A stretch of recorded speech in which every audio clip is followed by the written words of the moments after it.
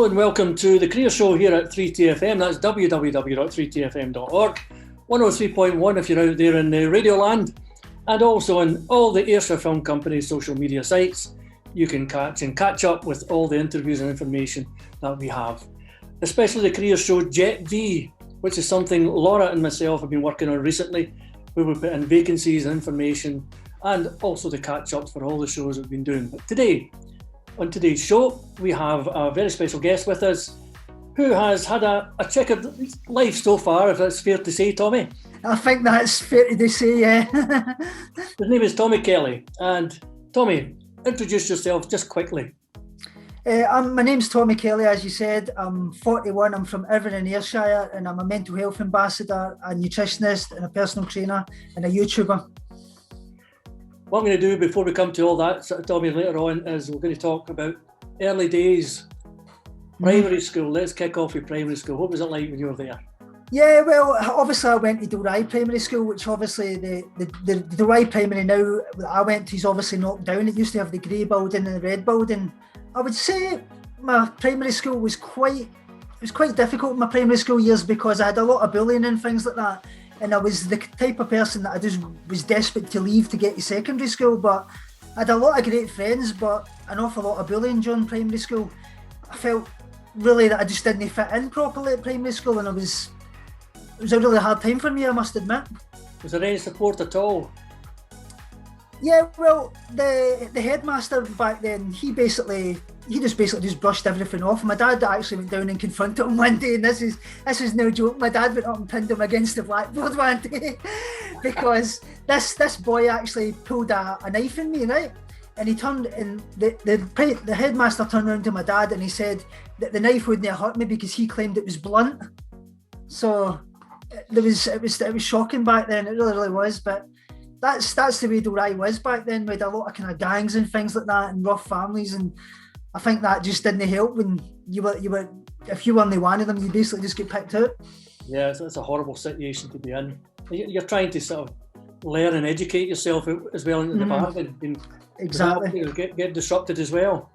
Oh, yeah. I mean, I had maybe a year out of school when I got to, I think that was secondary school, because I actually I was suffering a thing that they thought was polio because my mum's sister originally had polio when she was younger, and I suffered a thing that was basically, what actually happened was I went to the Garnock swimming pool and I fell asleep at my grandfather's fire one day, and I woke up and I just couldn't walk and things. So I had a whole year of missing primary school, then a whole year of missing secondary school when I just arrived at secondary school. So kind of got a lot of education missed as well.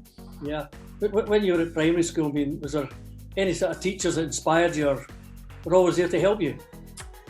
Yeah, I think Mrs. Glenn, she was really good. She stayed round at the corner for me in Baydolin Avenue in Dalry, and she was really great. She kind of got me into things like English and things like that, and she kind of brought out my side. I was great at making stories and things like that, so she was absolutely great. And yeah, she'd probably be the best, I would say, really. Could I touch on the bullying side? I mean, I've had quite a number of people I've interviewed over the years, you know, and they tell me the reasons why they were bullied and the impact it has on you. How did you feel when you were being bullied? What sort of impact was it having? Oh, well, it got to the point that basically I just couldn't get out the door, basically, because I think it's a lot difficult now, obviously, with social media. Like, you can be bullied 24/7, but back then it was quite bad still, in the fact that most of the bullies that were bullying me at school all stayed in my local area. So I got to the point I just couldn't get out my door and things like that, and it was terrible. And then I grew up in a kind of family that my dad was one of these people that he always, because he got bullied when he was younger, the way they done it is they basically forced you out to face the bullies, and he says go out there and pick the main bully, and he says you'll not be coming home until you face him, and then the rest of them will scatter. And it did work eventually, but stand up to them. Aye, basically. The other part of it as well is the transition from the secondary school, Tommy, into primary school into secondary school. It's always a difficult one as well. Did you find that hard? Oh, I was just desperate to leave primary school, and see, when I got to secondary school, it was totally different. It was just to get away from all that kind of bullying and things like that was really, really great, because felt as if I could actually get on with things again. But like I say, I only got to secondary school and then end up suffering that thing that they thought was polio, but turned out to be junior arthritis. And they thought I would never really walk again, so I had to learn to walk again. I spent like a whole year in the infectious diseases at Irvine Central at that time, and they were basically coming in with like the plastic suits on and feeding my meals through the door and things like that. And I basically had to learn to walk again, and that's what kind of surprised folk, that I was actually got to be able to play football in that, because I struggled massively, and I was a really bad asthmatic. I used to be on like nebulizers and things like that, and my asthma was really, really bad. And when I was a child in that, they nearly lost me about twice through asthma. So I had a lot of kind of stumbling blocks even through primary school and secondary school as well. What about the academic side, Tommy, from secondary right through to there? I mean, were you good at anything at all? Because I know English and maths, usually maths is a dirty word, isn't it, for most of us? Aye. What kind of things that were you really into? Well, as you can guess, it was obviously PE, because I was massively into football and that, and I didn't really throw myself massively into the kind of academic side of things. I picked things that I just liked, and most of the things that my pals were in. So I done things like woodwork, art and design, home economics, PE, English, because I was really good at telling stories and things like that. But I didn't really dedicate myself enough to it, because I had set myself up that when I left school, I was going to be getting into football. I didn't really care about anything, and the teachers were always going on at me saying, "Yo, you'll never make it. You're just wasting your life. You're going to be nothing," and things like that. And I never really listened to them, and I probably should have. But well, it's brought us on to your first sort of hero in football, Ali McCoy. So why have you picked Ali? Well, Ali was absolutely my inspiration growing up. Like I say, I used to have all his football boots and things like that, and I was going to Ibrox since I was about 4-year-old back in 1984, and my uncle David used to take me. And back then it was just like the old kind of like barricades in front of you and things like that, and I had to stand up in his shoulders and obviously watch Ali playing in that. And back then it was Ali McCoist and Davy Cooper, and Ali was just my hero all growing up. So love Ali, great goal scorer. Oh, he certainly is, and with Scotland as well. Oh, aye, absolutely. My favourite goal with Ali's got to be, I think, probably the 1993 Scottish Cup final. He came back for injury and he scored the overhead kick against Hibs. Ah, right, yeah, remember that. I remember there was the one for Scotland as well. He hit one for about 40 yards. That was against Switzerland in, was it Euro 98? That's it, yeah. What a goal. Aye, that was a cracker. No, I'm not like that. He was a proverbial poacher, you know what I mean? He could miss 9 chances and he would always be there for the 10th. And I think that's what separates him different from other strikers. He never gave up, you know what I mean? Most strikers, if they miss a few, it disheartens them, but he was always there to get another one. And he tried every means, didn't he? I mean, he could do overhead kicks. That's it. He could score for everywhere, you know what I mean? He wasn't just really a poacher, you know what I mean? That's what a lot of folks say, but... Well, we'll get into your next track to give us a wee break. So it's Elvis, American Trilogy. Why have you picked that? Well, I grew up around obviously Elvis songs, and my papa used to love Elvis, and that song was, I'm obviously a Christian, it just kind of gives you like goosebumps listening to it. Is the emotion and the power he puts into it's absolutely amazing. It just really, really resonated with me. Well, let's hear that track. I'm going to come back and maybe backtrack a wee bit back into secondary again and talk about, I mean, you had not a very good start with secondary, but obviously the football came in. Would you say the football was something that pulled you away from all the sort of bullying and all the things that happened? Yeah, I kind of cut myself off for a lot of the people that was obviously in my area and things like that. And I was out there playing football all day long. Like if you ask anybody in Dalryron about Badland Avenue and things like that, they always seen me with a ball. I was out in all weather, snow, heavy rain. I would be out there for like 6 o'clock in the morning before I went to school, and straight when I come back, all during the night. Summer holidays, I would be out there all day long. So it was a massive thing for me. I just constantly trained myself to be as best as I possibly could. Did you play with the school teams? I didn't play with the school teams because I actually got kicked out the school team at one point. I tried to go into playing at PE and things like that, but the PE teacher back then wouldn't let me play against obviously the boys and things like that, because he said that I was trying to show off. So his punishment to me was he put me into the school kind of dancing and things like that. So the Christmas dancing along with the lasses and things, it was unbelievable. So I didn't get into the school team now.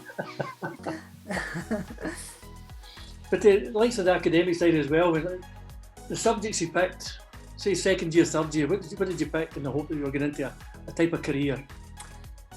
Well, obviously, like I say, I done a lot of things like modern studies and things like that. I was really into kind of learning about that, and obviously, would you believe it, religious education, because I was, like I say, I was brought up a Christian. I still am. I went to church, and the minister always said that I could become a minister, so I was really into religious education. And I thought to myself, well, if the football doesn't work, that's probably where I'll go.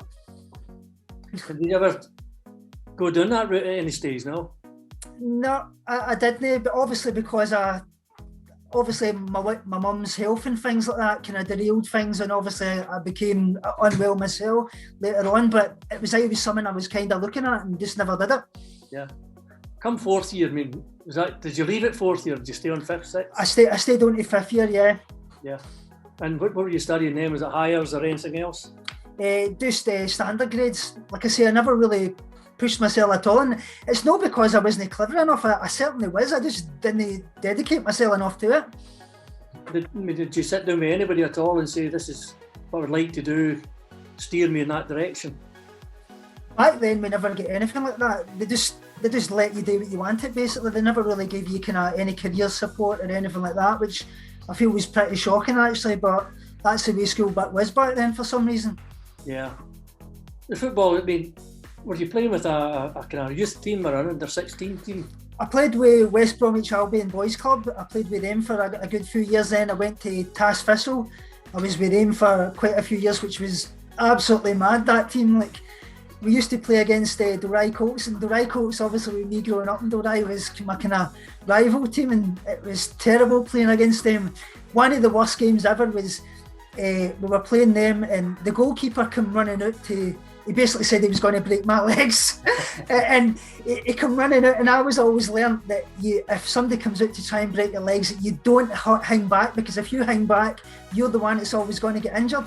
So I basically followed through with the tackle, and he didn't, and he pulled back, and that boy ended up getting a broken leg, and I was absolutely gutted. And next minute, everybody invaded the pitch, and we had to get a police escort to get away from the Dalry Colts ground. They were throwing bricks at the bus and everything. This lad, his girlfriend, ran on the pitch and slapped me. And it was like, it was madness.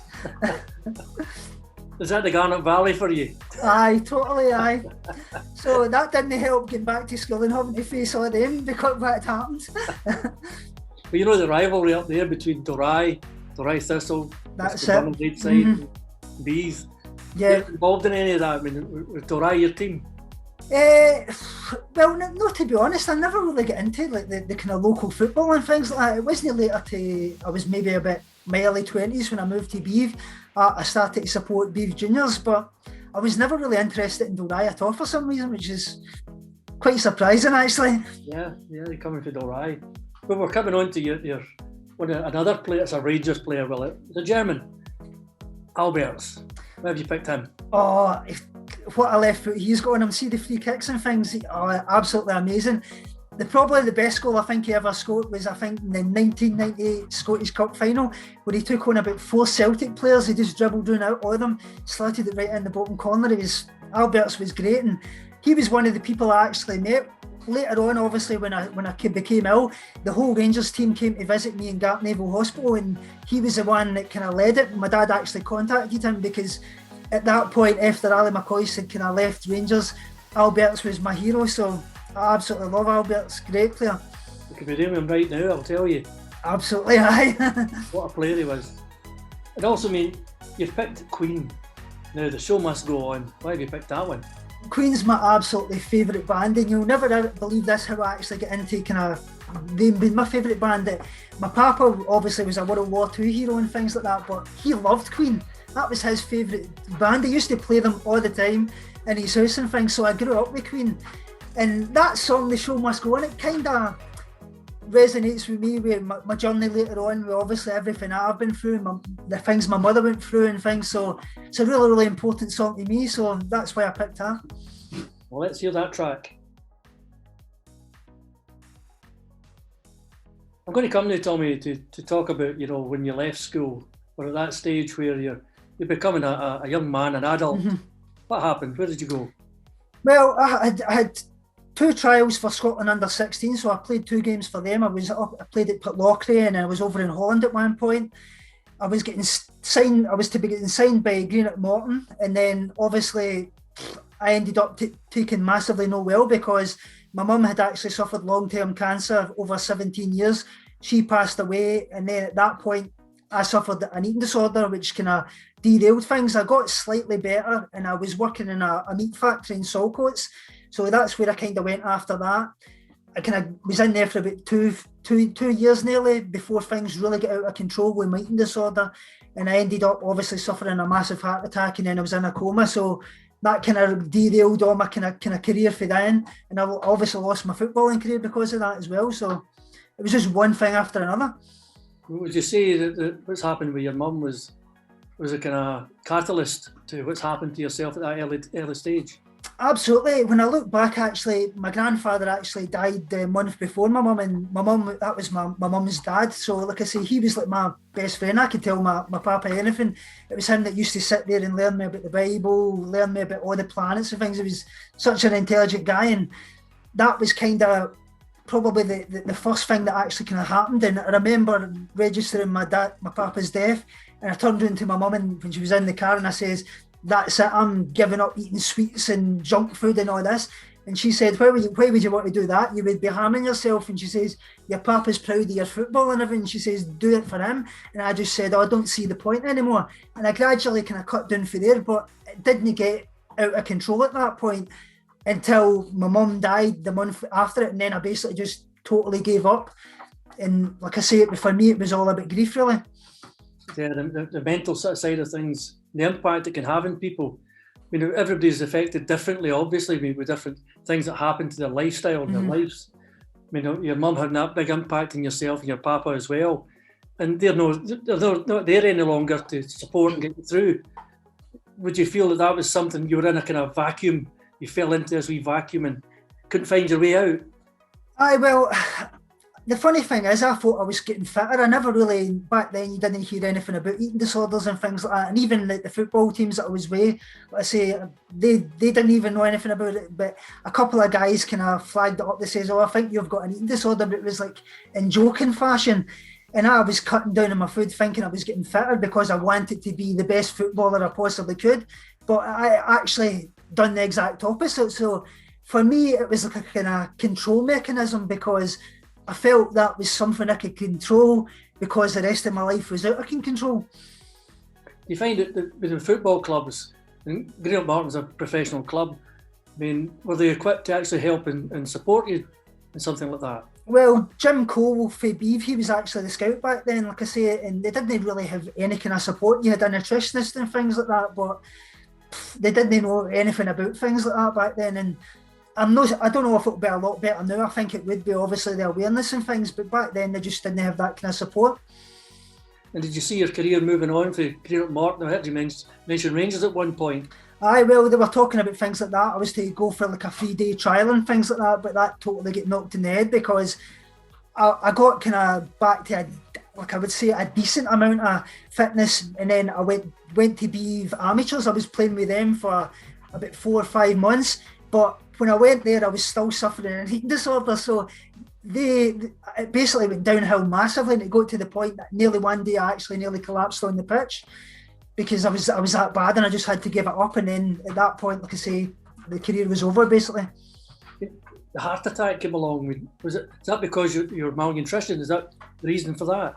Yeah, well, obviously when you're suffering, like when you're restricting your food intake, obviously the magnesium, potassium, phosphate that regulates your heart and things and all your nerve function, you're obviously losing that. So the potassium itself actually caused like cardiac arrhythmia, and it caused a heart attack. So it was unbelievable. Basically what happened was I was away to Australia to visit my family, and I went there for a 6-month visa against doctor's wishes, would you believe it? The doctor said to me, he says, if you go there, you'll not come back. And I basically turned around to him and I says, oh, I don't believe that. And I went and did it. And then I ended up in hospital in Australia and I was put on a drip, and they noticed that I had an eating disorder, and they said, you need to get back to Scotland, he says, because you need hospital help. And obviously I didn't have funding over there, so I couldn't get enough help. So I arrived back at Glasgow, and then I suffered a massive heart attack, and I woke up 3 months later and I thought I was in heaven, because I woke up and I seen all these clouds, and I said to the nurse, am I in heaven? She says, no, you're in Gartnavel Hospital. She ran and get the nurses, and I'd been in a coma for 3 months. Oh, God, how did you feel when you woke up from the coma and you realised this had happened to you? Well, I was totally shocked, and I tried to I had all these wires for obviously drips feeding me, tubes in and things, and I basically pulled everything out, and I went to stand up because I said to the nurse, I need a bath. I don't know why I was thinking that, but I got up and then I just fell down and bust all my head open and had collapsed. I didn't know where I was, basically. That's an incredible thing to happen. Mm. Well, it's slightly light now a wee bit. We're going to go to Loudrup. Brian, is it Brian Loudrup or is it his brother? Brian Loudrup, yeah. Oh, absolutely amazing player. Like I say, probably the greatest goal ever, I think, was probably the 9 in a row goal that he scored, the header against Dundee United. He was just an absolutely fantastic player. The skill he had, and the combination with him and Gaza at the time, it's hard to pick between the two of them, being honest. I would have went for Gaza, but I feel for me, Loudrup just picks it because he's a complete player, I think. He had a bit of class about him, didn't he? Gaza was maybe a wee bit rough and tumble. That's it. Aye, totally. Gaza was a wee bit of a showman and things like that. Another player we missed, by the way. We could do with more showman in the football these days. Absolutely. And we're going to come to your next track. It's one of my favourites as well. It's the Zombie you've picked at by the Cranberries.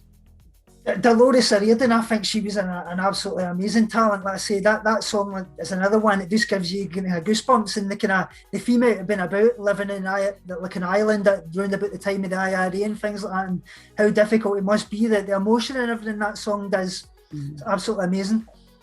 Well, let's hear that track. Okay, Tommy, I'm going to talk about the sort of the bulimia side of things now, and what's happened since you've found a way to recover. Is that a fair word to say? You've kind of recovered? Yeah, well, it's obviously taken me a long time because I suffered 2 massive relapses with my wife had suffered 4 miscarriages, which was misdiagnosed as polycystic ovarian syndrome. It turned out it was actually ovarian cancer, and she got rushed into the hospital and needed a full hysterectomy. And at that point, I was fully recovered. I thought eating disorder was well and truly behind me because I was like 6 years. I was back working at Alliance Wines and Beef as a warehouse assistant. So I thought everything was behind me. And then at that point, I suffered a second heart attack, and it was my wife that actually found me. Would you believe it? I had basically collapsed in the toilet, and I'd hit my head against the sink, and my eyes were rolling in my head. They took me out to the ambulance, and I'd passed away for 6 minutes, and the only way they actually got me resuscitated was being inserting a drain into my lung and massaging my heart. So at that point, I got kind of better in the sense that I was able to be looked after in the community. So I was at a weight that was stable but not really healthy, if you see what I mean. And obviously at that point, my dad had been suffering type 1 diabetes all his life, and he needed an amputation on his left foot. And then he suffered a massive stroke, which paralysed his whole right side. So me and my wife were looking after him like 24/7 in amongst these carers and a woman that stayed across the road from him. And then he passed away in 2014. At that point, I suffered another relapse. I was taken into hospital. My kidneys and my liver started to shut down, and I was suffering from a thing called refeeding syndrome. Basically, that is when they start adding calories to your body, it basically sends your body into shock and can cause you to have another heart attack. So at that point, something just clicked for me. I just realised that I needed to do it for the memory of my parents. I needed to do it for my wife, but most importantly, I needed to do it for myself, which everybody wanted me doing.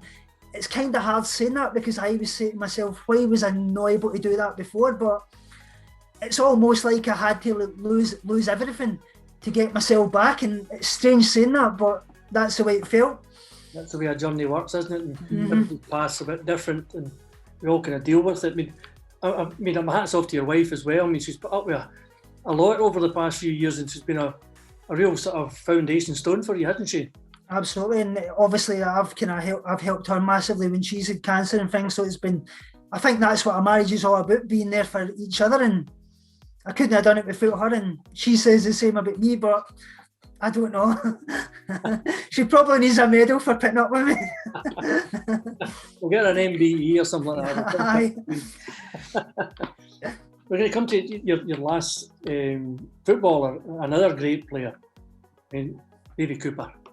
Well, that's probably the first player I ever saw, because when I went to Ibrox with my Uncle David back 1983, 84, Davy Cooper I think he was still there at that point, and I saw him in a few games, and he was just amazing. I always remember looking back at his goal, I think it was 1979, the Keepy Uppy one he done against Celtic, which it was just an amazing talent. And when he left Rangers and that, it was a shock for everybody. Like my Uncle David, that was basically his hero, so he was kind of my hero before Ali McCoy's, basically because of Uncle David, really. Yeah, well, Davy Cooper was a cracking player. I mean, I think he went to Motherwell, is that right? It was Motherwell he went to, aye. Yeah, and they end up. And the next track, Guns N' Roses, a real thumper. Aye, that's an amazing song, and the thing that really sticks me for that is the guitar bit with Axl and the church bit in it, and it's absolutely amazing. I think he's, apart from Brian May, I feel he's probably one of the two best guitarists in the world. Absolutely amazing, that. Well, let's hear that track.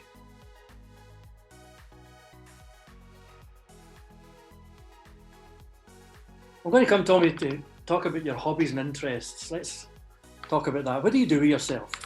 Yeah, well, like I say, I'm obviously a Christian. I obviously go to church quite a lot and things like that, but I love, obviously, my dogs. I've got 6 dogs, so I do a lot of canicrossing and things, basically just trail running. My YouTube channel, which is quite big at the moment, I've got about 25,000 subscribers on there, so that's my kind of outlet for things, and it's basically helping people in that. And obviously I'm a volunteer. I do a lot of media work for See Me Scotland, so that's a big outlet for me as well, and I'm all about helping people, so that's what I kind of want to dedicate my life and try and help people as best as I can. You're a coach as well, aren't you?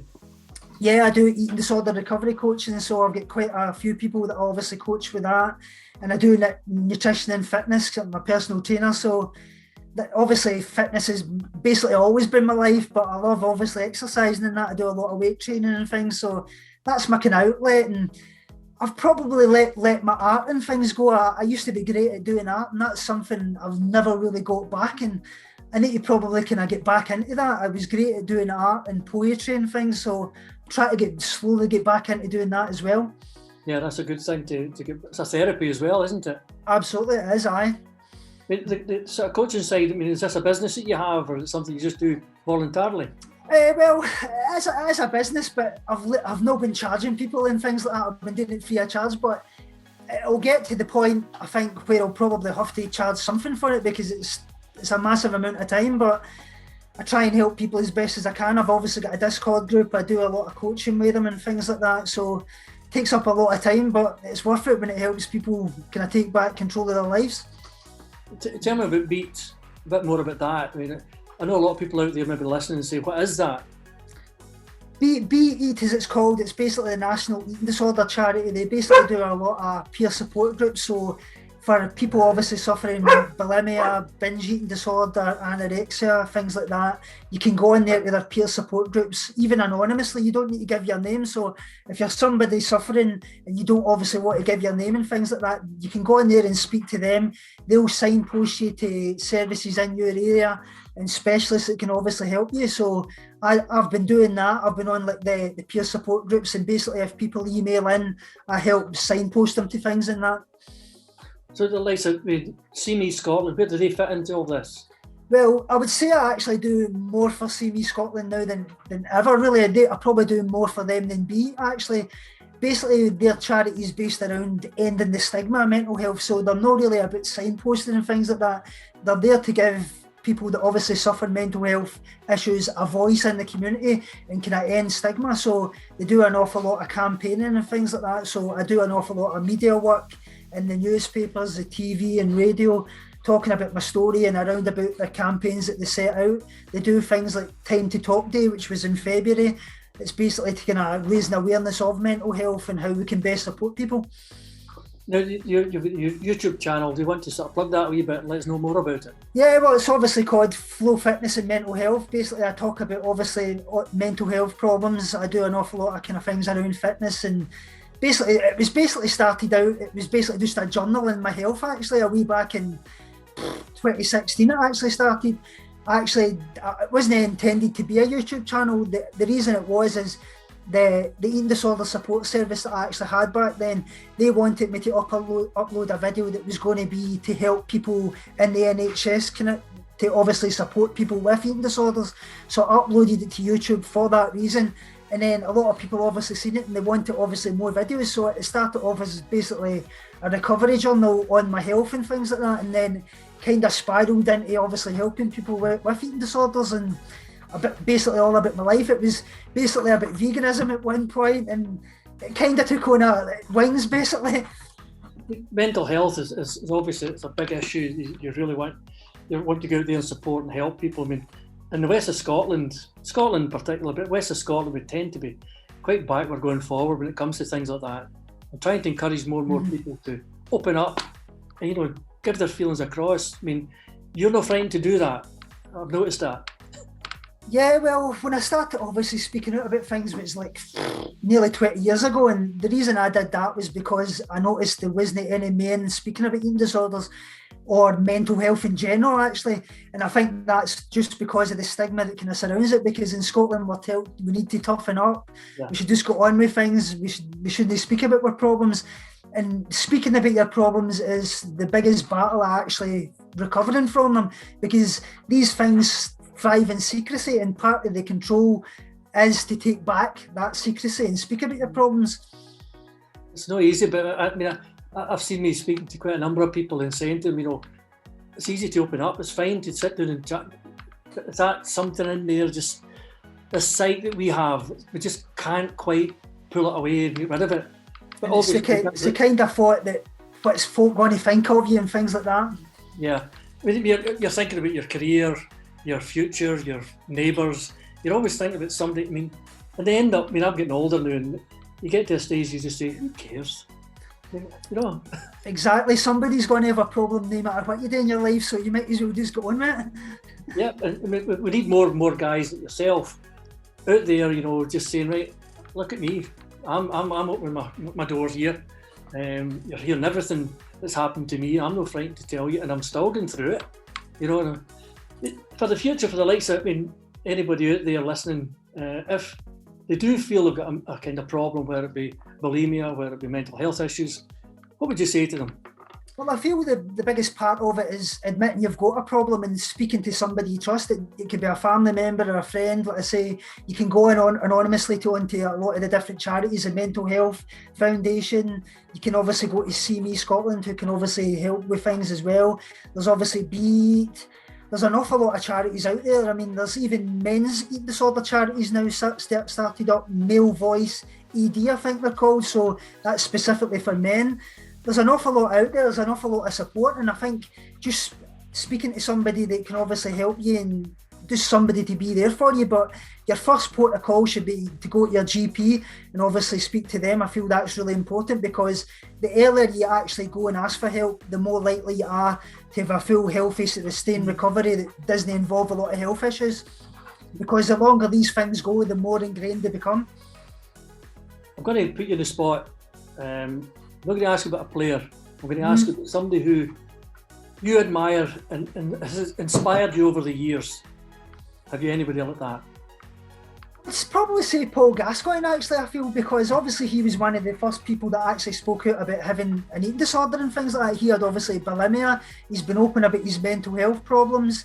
He lays himself in the line, and he's had a lot of struggles himself, and I feel what he's done is really kind of opened up the doors to obviously the conversation in men, because people will look at him and they'll probably say, well, if Gaza can suffer problems and speak about it. Why can't I?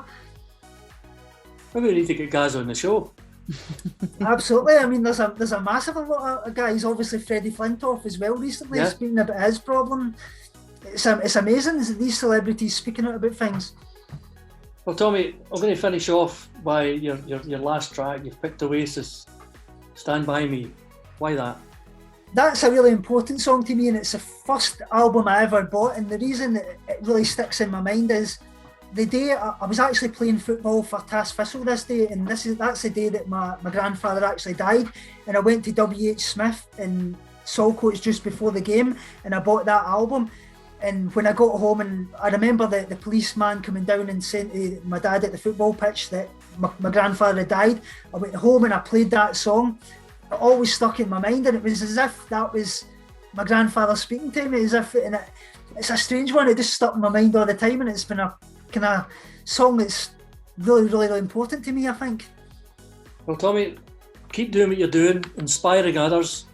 Let everybody know what's going out there. I mean, obviously, with a programme like this, we'll be sending it out and supporting you as much as we can, and let people know that it's not a bad thing to open up and let know your feelings. Absolutely not, no.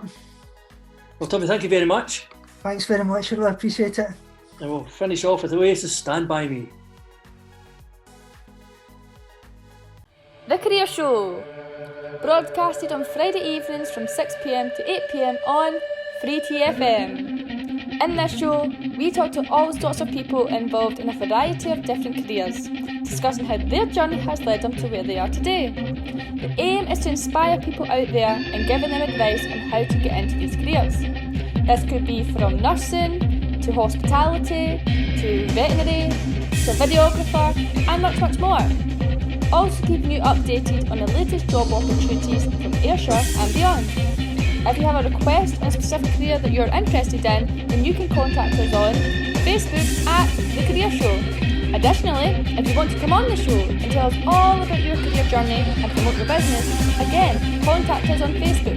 So if you want to tune in, you can listen on 3TFM as well as online at www.3tfm.org.uk. That's www.3tfm.org.uk. Thank you.